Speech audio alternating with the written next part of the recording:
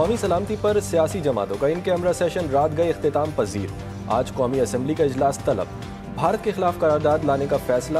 DGISPR کی پاک بھارت کشیدگی پر سیاسی جماعتوں کے رہنماؤں کو بریفنگ۔ وزیر اطلاعات اور DGISPR کا قومی سلامتی پر سیاسی رہنماؤں کے ساتھ ان کیمرہ سیشن۔ موجودہ صورتحال کے پیش نظر قومی سلامتی کے امور زیر غور۔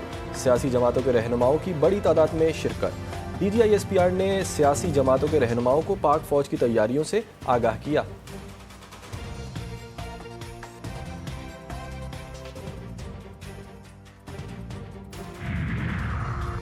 وطن کی سلامتی شخصیات اور لیڈرشپ سے کہیں زیادہ اہم ہے۔ وزیر دفاع خواجہ آصف نے واضح کر دیا۔ کہا قومی یکجہتی کو بانی سے مشروط کرنا PTI کی کوتاہی اندیشی ہے۔ اب بانی PTI نے بریفنگ میں بیٹھنے سے انکار کیا۔ ہم نے کبھی قومی اتحاد میں رکھنا نہیں ڈالا۔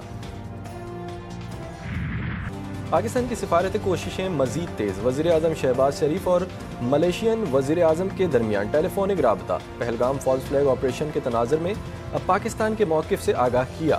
شہباز شریف نے کہا عالمی تحقیقات میں ملیشیا کی شرکت کا خیر مقدم کریں گے۔ پہلگام واقعہ پاکستان سے جوڑنے کی مذموم کوشش کی مذمت کرتے ہیں۔ دہشت گردی کے خاتمے کے لیے پاکستان نے بھاری جانی نقصان برداشت کیا۔ اسحاق ڈار نے بھی ملیشین ہم منصب سے فون پر بات کی۔ موجودہ علاقائی صورتحال اور پیش رفت سے آگاہ کیا۔ ملیشیا کے وزیر خارجہ نے پاکستان کے موقف کی حمایت کر دی۔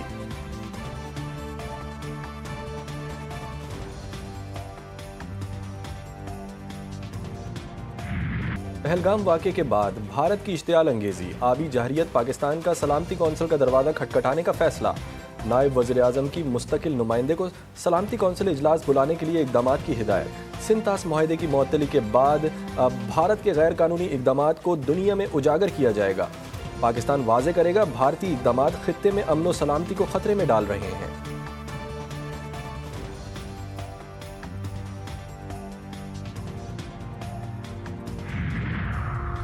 پاکستان کی مضبوط سفارتکاری۔ Bharat Pahalgam false flag operation پر دنیا میں تنہا۔ بین الاقوامی سطح پر بھارت کے جارحیت پر مبنی بیانیے کو تمام بڑے ممالک نے مسترد کر دیا۔ روسی وزیر خارجہ سرگئی لاروف کا بھارتی ہم منصب SJ شنکر سے ٹیلی فونک رابطہ۔ کہا ماسکو امن کا حامی ہے۔ بھارت اور پاکستان کے درمیان کشیدگی کو دو طرفہ مذاکرات کے ذریعے حل کیا جائے۔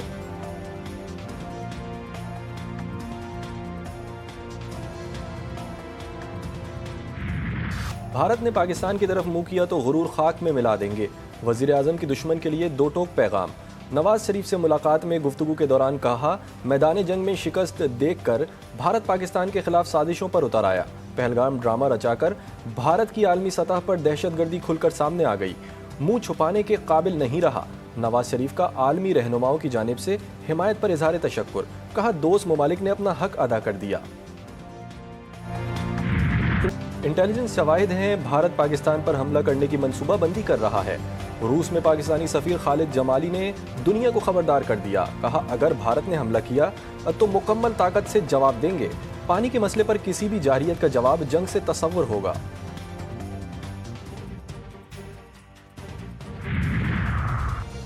پہلگام حملے پر بھارت کے اندر سے فالس فلیگ کی آوازیں اٹھنی شروع۔ پہلگام میں بھارتی شہریوں کے خون سے ہولی کھیلی گئی۔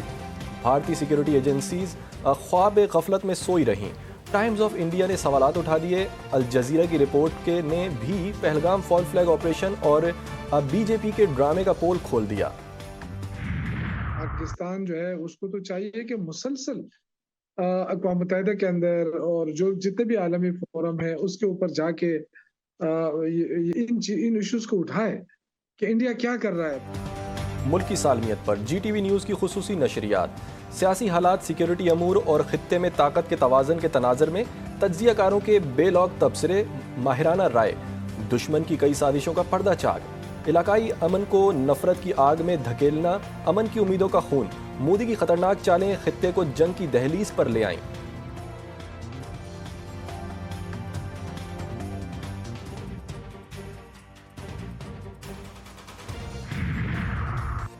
مودی بھوکلاہٹ کا شکار۔ چیئرمین پیپلز پارٹی کا ایکس اکاؤنٹ بھارت میں بلاک۔ پیپلز پارٹی کی رہنما شازیہ مری کی مذمت۔ کہا یہ اقدام بھارتی حکومت کی بوکھلاہٹ اور سچ سے خوف کی علامت ہے۔ بلاول بھٹو نے مسلسل مطالبہ کیا ہے کہ مودی سرکار پہلگام واقعے پر ثبوت دے یا عالمی تحقیقات کی حمایت کرے۔